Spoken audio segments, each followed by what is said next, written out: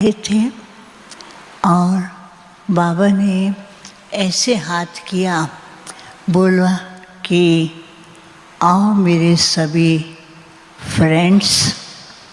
और जैसे बाबा ने किया तो देखते ही देखते ढेर सारे बच्चे वतन में इमर्ज हो गए और आज श्री कृष्ण का बीच का स्वरूप और उनके सभी साथी वहाँ वतन में सजे सजाए रूप में दिखाई दिए।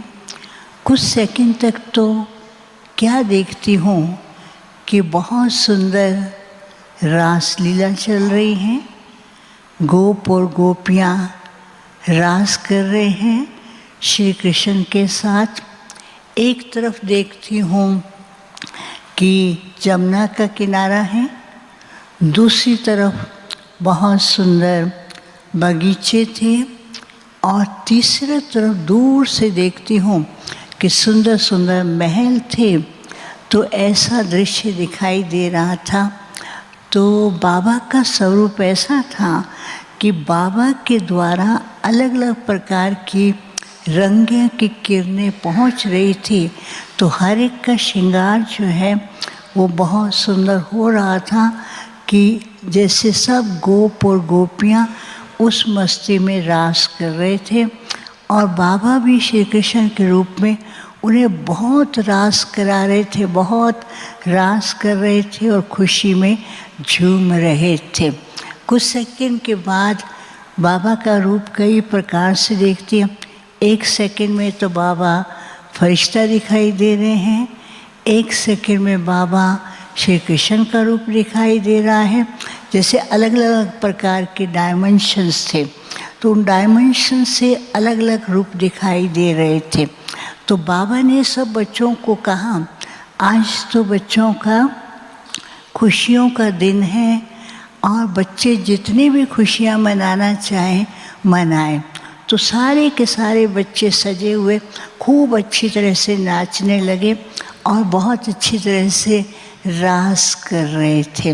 तो बाबा ने फिर ऐसे किया कि जैसे ऐसे हाथ किए तो बाबा के हाथ से एक पुष्पक विमान बनता है और सब बच्चे उसमें बैठ करके और दूसरे स्थान की ओर जाते हैं।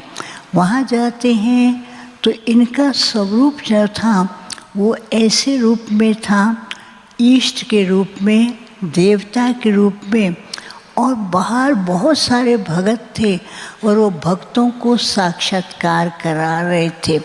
तो बाबा ने कहा, आज के दिन भगत श्री कृष्ण का रूप देखना चाहते हैं, चाहे कैसा भी साधारण रूप उनके सामने आए, उसको देखते ही उनके अंदर इतनी खुशी होती है कि वो उस स्वरूप को देख करके अपने सब दुख की बातों को भूल जाते हैं।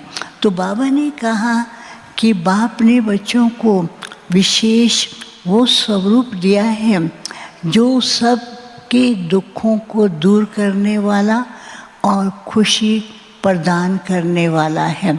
तो बाबा ने फिर कहा, अच्छा बच्चे अपनी नई दुनिया का अनुभव करो। तो जैसे नई दुनिया का अनुभव के लिए बाबा ने बोला, कोई तो महल में घुस गया, कोई तो गार्डन में खर्चा हुआ है, कोई पुष्पक विमान के पास है, कोई अलग अलग प्रकार के अनुभव कर रहे थे। बाबा ने कहा, भविष्य दुनिया में तो जाएंगे, लेकिन अभी ये संगम युग के अंदर भविष्य दुनिया का अनुभव करके खुद भी खुशियों में झूमना है, औरों को भी वैसा झुमाना है। फिर बाबा ना जैसे सबको दृष्टि दे रहे थे, हर एक का रूप किसी का कृष्ण, हर एक के सामने श्री कृष्ण है। श्री कृष्ण और राधे दोनों इस प्रकार से थे। बाबा कभी राधे और कृष्ण के रूप में दिखाई देते और बच्चे कभी राधे के रूप में दिखाई दे रहे थे। और वो दृश्य तो बहुत सुंदर, और ऊपर से आसमान से इंद्रधनुष के भी चारों तरफ लाइट निकलते हुए चारों ही तरफ एक बहुत सुंदर रंग बिरंगा वातावरण हो गया।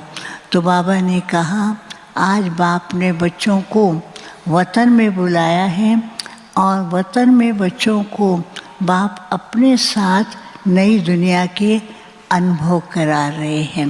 फिर जैसे बाबा के सामने भोग रखा तो बाबा ने देखते बोला कि बच्चे जो प्यार से बाप के लिए भोग बनाते हैं, इस भोग के अंदर वो ताकत और वो रस हैं जो भविष्य नई दुनिया के रस से भी और ज़्यादा शक्ति देने वाला, अनुभव कराने वाला है।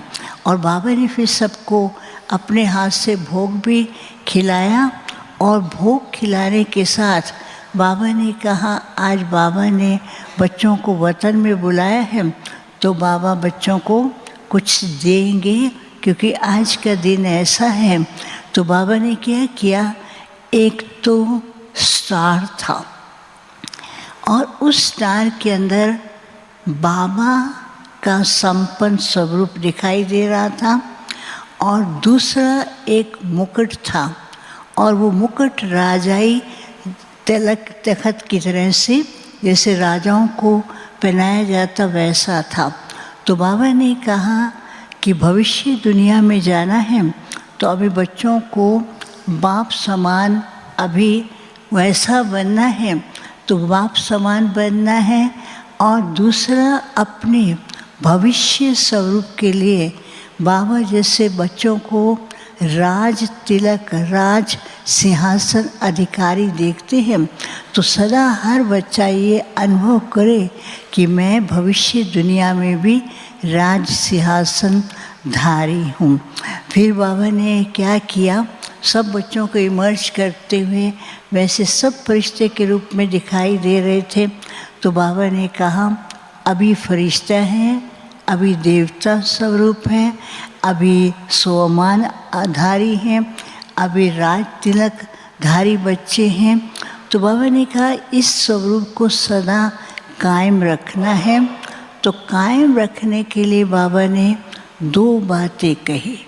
बाबा ने कहा एक तो इस संगम युग के अंदर बच्चों को निर्माण बनना है, जितना निर्माण बनेंगे उतना महान भी बनेंगे और जितना निर्माण बनेंगे उतना दाता स्वरूप जो भगत देखना चाहते हैं, अनुभव करना चाहते हैं, वह भी उनको अनुभव करा सकेंगे।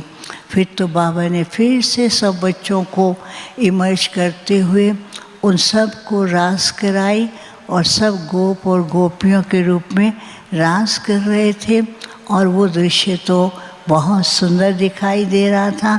बाबा ने कहा हर सेकंड खुशियों में नाचते और ऐसे बाप के साथ के अनुभव करते रहे और राज तिलक अधिकारी बनकर रहे। फिर सबको याद दिया। ओम शांति।